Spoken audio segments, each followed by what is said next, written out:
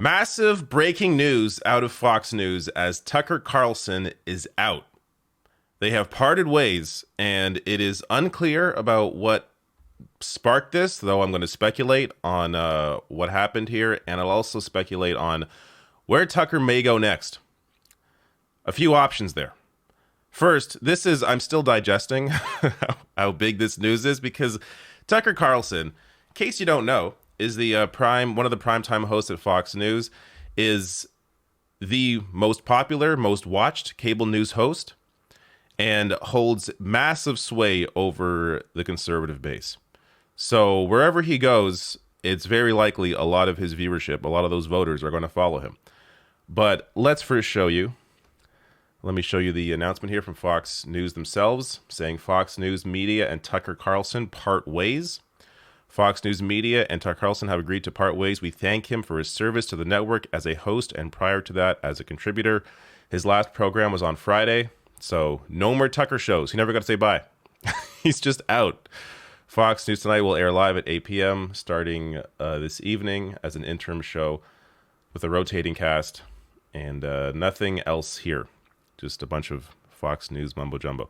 So he is out. Now, the network made the announcement. This is an important piece. Less than a week after it agreed to pay $787.5 million in a defamation lawsuit in which Mr. Carlson's show, one of the highest rated on Fox, figured prominently for its role in spreading misinformation after the 2020 election. So I've already covered that lawsuit. But essentially, he was one of the main reasons why Fox had to pay this amount of money. I'm sure that's part of the reason why they're doing this now. But I also don't necessarily think this hurts Tucker Carlson. Of course, it's very early. We have no idea what the actual impact's going to be. But Tucker now has the ability to go out and say, well, I was too hot for Fox. I told too much truth, even though he didn't. He just lied continuously. But I told too much truth. It was too much for Fox to handle.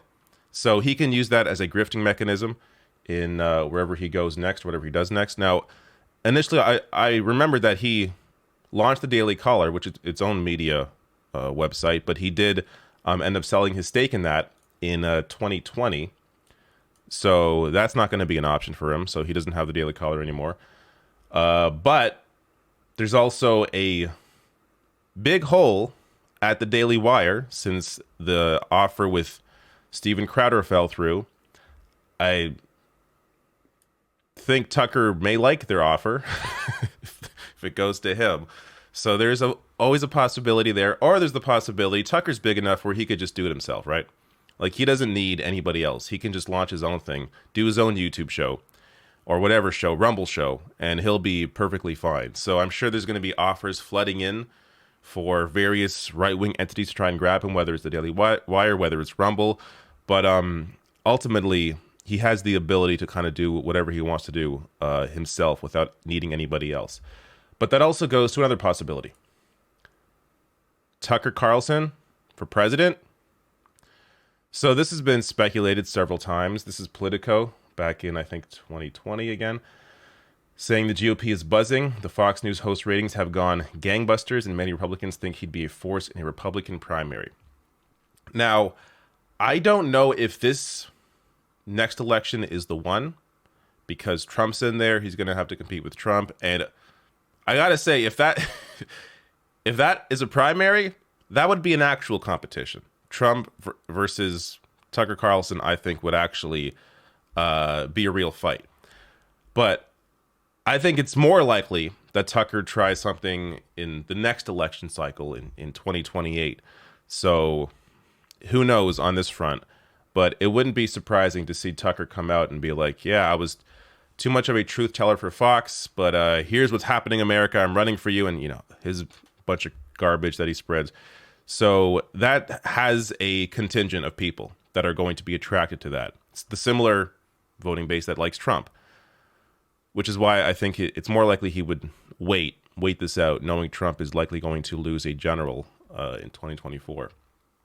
But on that point, just to show you that there is more weight behind this than just the idea of him running, he actually was in Iowa just last year. So Tucker Carlson's appearance in Iowa on Friday, back in July, looked like a presidential run, walked like a presidential run, and quacked like a presidential run, but was most certainly not a presidential run, at least as far as anyone knows. The Fox News host was the keynote speaker at the Family Leadership Summit, a gathering of more than 1,800 religious conservatives in Des Moines, Iowa, which every 4 years is the first state to have a say in picking the Republican presidential nominee. So it's the same place that Trump's gone to, the same place that every single person goes to when they're running for president. Tucker went there.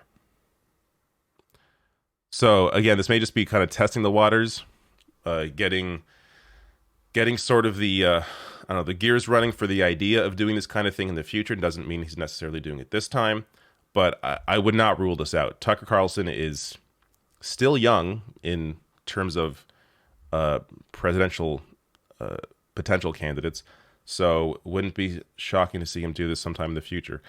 But I'm still digesting the idea that Tucker is no longer at Fox. This is, I think, in the short term, beneficial for society as a whole, but in the long term, I don't think it really makes a difference. Tucker's going to find his audience, and this will likely potentially lead him to running for even more power if he tries to run for president.